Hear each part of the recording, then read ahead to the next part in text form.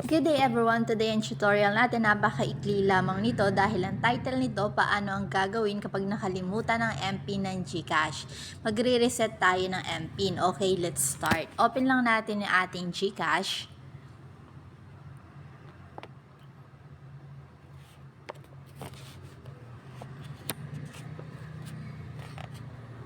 Dito na nga tayo sa front ng ating GCash and kailangan na natin i-enter yung ating MPIN.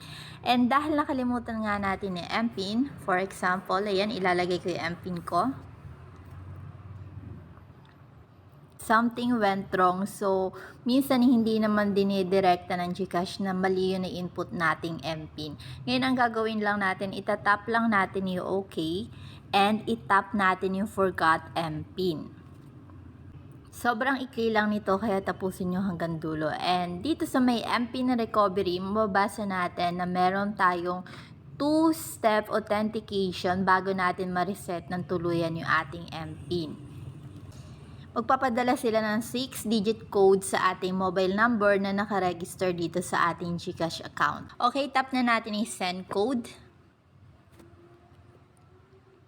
And dito, ang daming nagkakaproblema. Yung iba walang nare-receive ng OTP.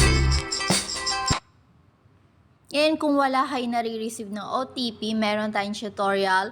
At ang title naman, paano ang gagawin nyo kapag wala kayo nare-receive ng OTP. Yung mga nababanggit ko na tutorial, ilalagay ko na lang yung link sa may comment section. Okay, pero kung meron ka nang na-receive na OTP, ilalagay mo lang dito. Now, tap na natin yung submit. And dito, kailangan lang natin mag-take ng ating selfie. Pero kung hindi yung face mo yung naka-register dito sa iyong account, mahihirapan po tayo dahil kailangan po natin mag-submit ng mga documentation.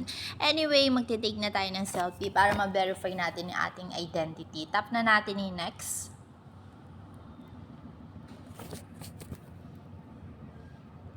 And pag may nabasa kayong please blink your eyes, i-blink nyo lang yung eyes nyo. And ganun lang kabilis mga kabomboms, pwede na tayo mag-set ng ating MPIN.